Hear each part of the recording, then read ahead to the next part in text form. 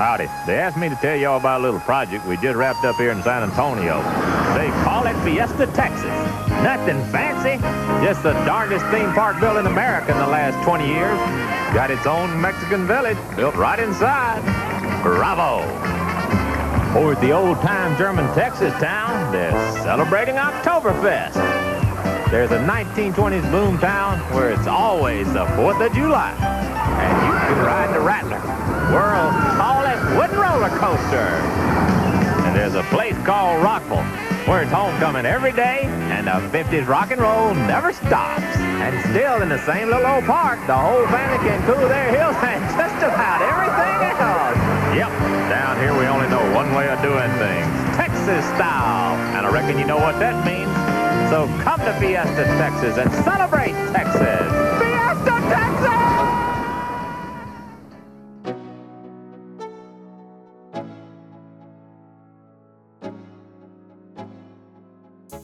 Hello everyone, this is Bryant with Amusement Source, and it is time for us to dive into the final episode of our Six Flags Fiesta Texas Decade in Review series by taking a look at the time span leading up to the park's grand opening in 1992, along with its first years of existence. The 1990s saw a lot of directional shifts for the country's newer regional theme parks. Fiesta Texas's original concept didn't exactly flow as planned, which meant changes in ownership and drastic modifications to the park's landscape. During this decade, we see the addition of dozens of high-thrill iconic attractions and roller coasters, and the arrival of Six Flags. Join us as we start at the beginning of the 30-plus year story of San Antonio's Fiesta Texas theme park. The story of this unique quarry landscape takes us back to 1934. Redland Quarry, a mining company, operated to tap limestone from the area. By 1988, however, the mining operations had extracted all remaining limestone. The land was put up for sale for future development. Planning and construction for Fiesta Texas began in 1989 with a development team consisting of USAA and the Gaylord Entertainment Company. These two partners ignited the early stages of planning for a brand new theme park.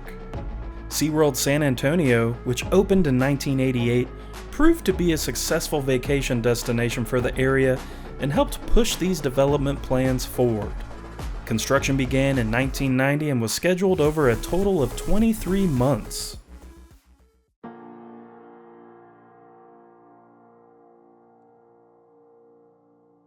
Fiesta Texas officially opened on March 14, 1992. The park featured 4 themed areas: Crack Axle Canyon, Los Festivales, Rockville, and Spossburg. On top of this, Fiesta Texas also included a water park, which was known as Ol' Waterin' Hole. The primary driving concept behind Fiesta Texas was shows and live entertainment. That being said, the park opened with only a handful of attractions. The headline attraction was the Rattler, which would open as the world's tallest and fastest wooden coaster. Designed by John Pierce, the original Rattler stood 166 feet tall and reached speeds of 65 miles per hour.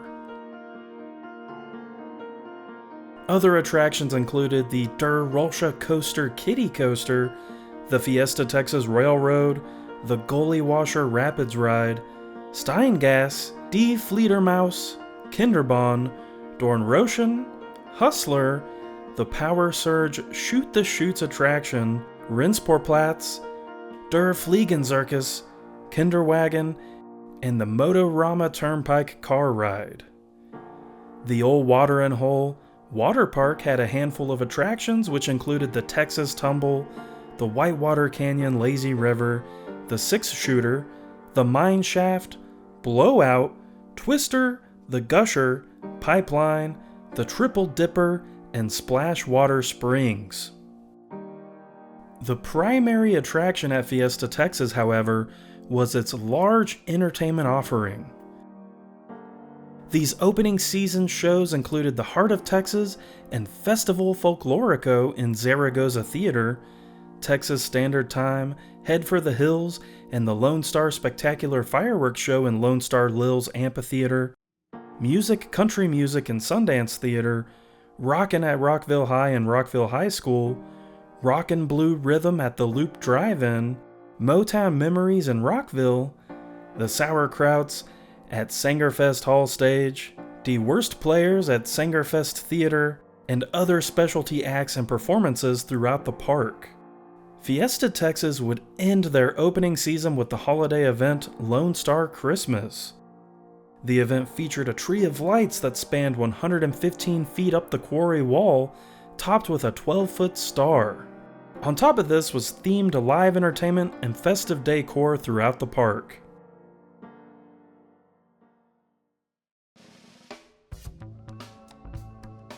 The park's 1993 season continued to offer a wide array of live entertainment.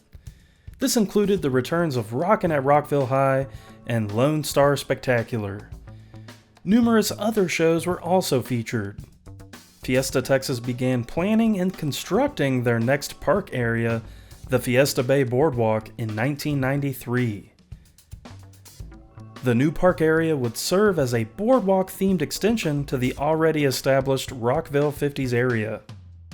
A Lone Star Christmas would return to end the season with live entertainment that included the Lone Star Christmas Spectacular, Home for the Holidays, A Texas Christmas Card, Rockin' Christmas Eve, and Uncle Scrooge's Christmas Banquet in Sangerfest Hall. The event is reported to have used 16 miles of Christmas lights, 5,000 feet of garland, and more than 500 Christmas bows. At the beginning of the 1994 season, one-day admission to Fiesta Texas is set at $24.95.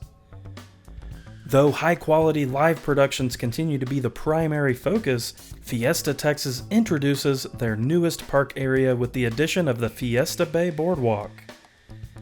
The area's opening attractions include the Crow's Nest, Wave Runner, Captain Willie's Shrimp Boat, Bayside Paddle Boats, Seaside Golf, Wipeout, SS Overboard, and Little Castaways. That season's entertainment offerings include the return of Rockin' at Rockville High and the Lone Star Spectacular, on top of several other selections. The park's Lone Star Christmas event also returns for its third season. 1995 saw the addition of another new attraction to the Fiesta Bay Boardwalk in the form of the Screamin' Sky Coaster. On top of several entertainment offerings, Rockin' at Rockville High and the Lone Star Spectacular also return. For the fourth year in a row, a Lone Star Christmas returns during the month of December, featuring many holiday-themed live productions, decorations, and Christmas lights adorned to various parts of the park. At Six Flags Fiesta Texas theme park, it's the all-new Joker's Revenge. Batman's arch-rival the Joker is up to some new tricks. Ride backwards at incredible speeds on his twisting, turning, looping steel roller coaster. Unexpected thrills from the twisted mind of the Joker. It's the only ride of its kind on Earth, and it's only at the new Six Flags Fiesta Texas in San Antonio.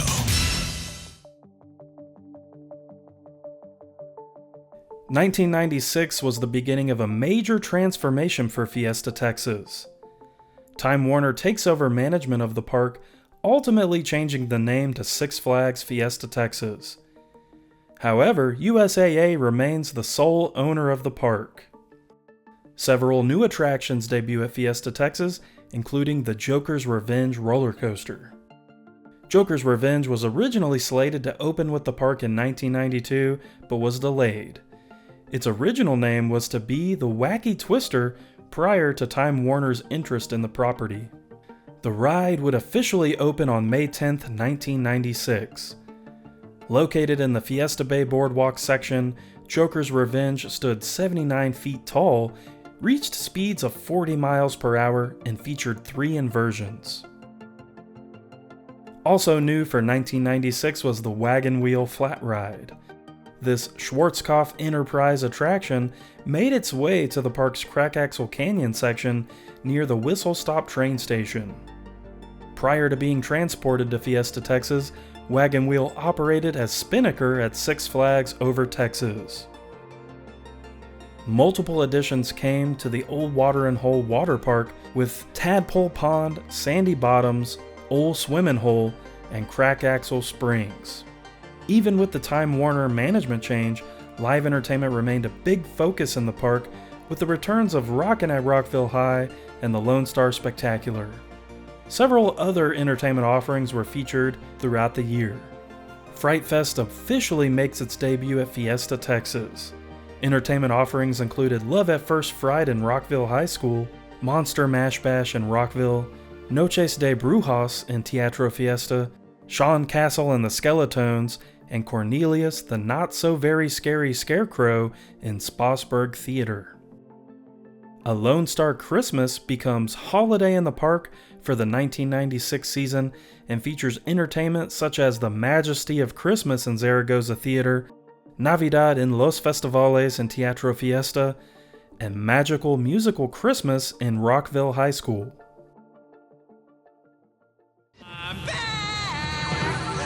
For the first time ever, it's the explosive DC Comics Superheroes Live. A show so big it can only be at Six Flags Fiesta Texas. The largest live-action gathering of America's favorite superheroes. With blockbuster thrill-a-minute excitement. There's nothing like it anywhere. Not even at Disney. It's the all-new DC Comics Superheroes Live. Only at Six Flags Fiesta Texas in San Antonio.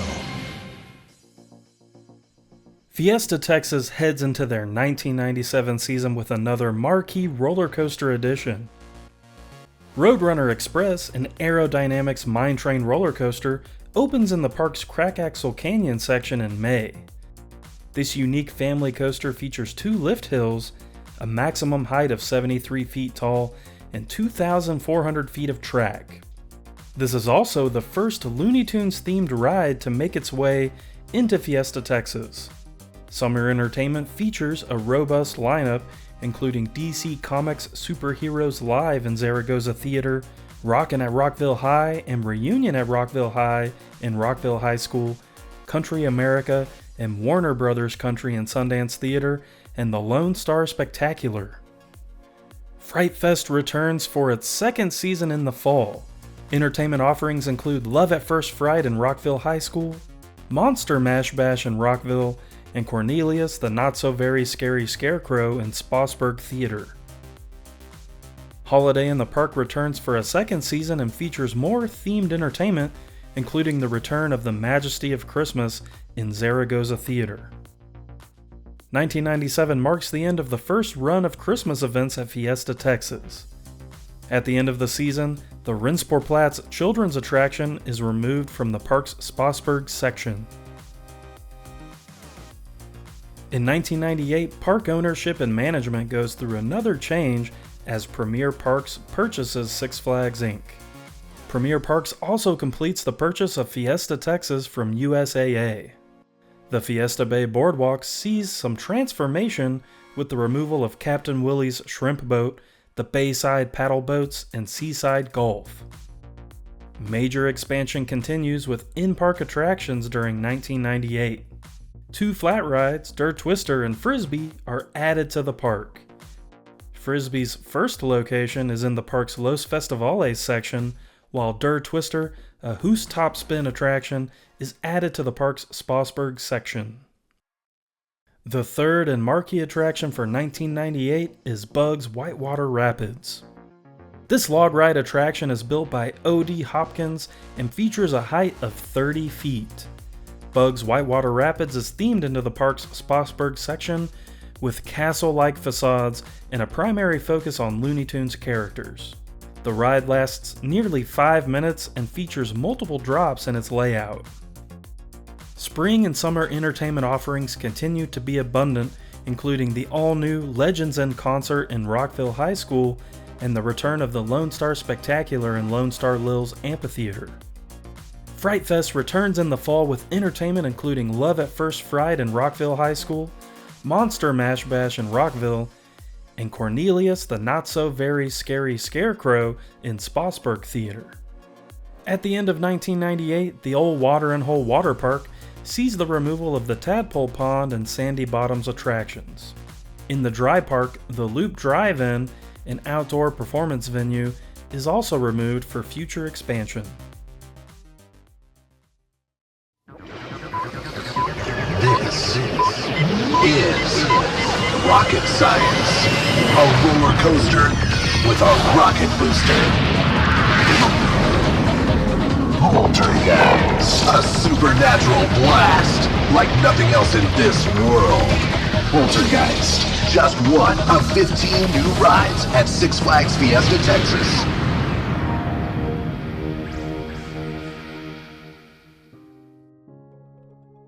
$19.99 is the single largest expansion of rides and attractions in Fiesta Texas history, as over a dozen come to fruition.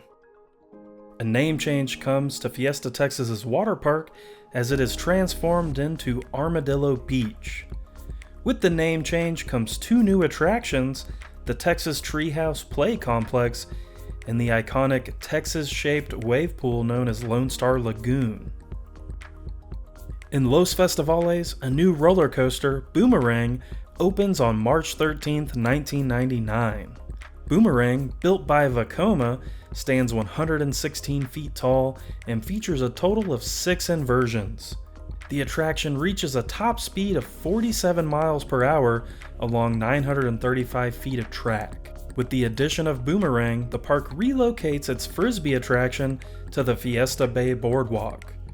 Frisbee had just debuted in the park's Los Festivales section the season before. Several new children's attractions come to the park in multiple areas.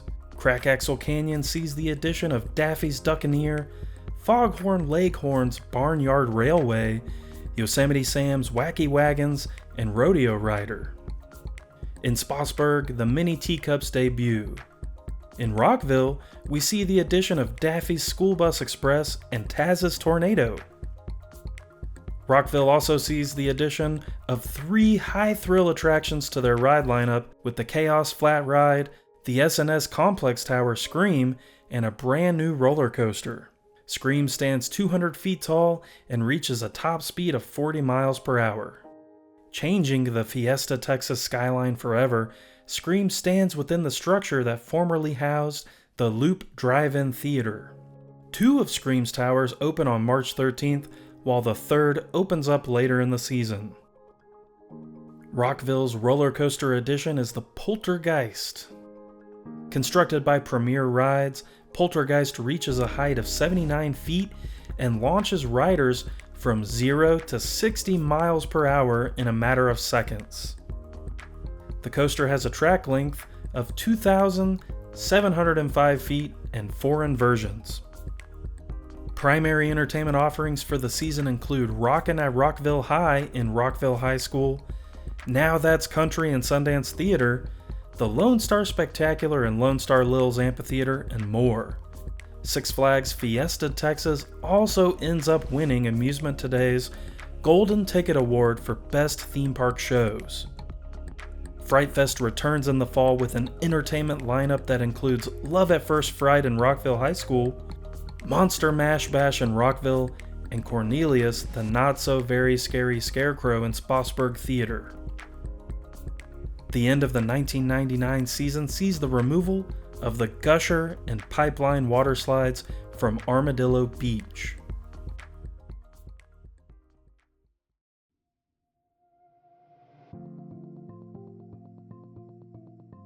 Fiesta Texas may have started out as a humble entertainment park, but the 1990s proved that a change in scope can help further create family memories to last a lifetime.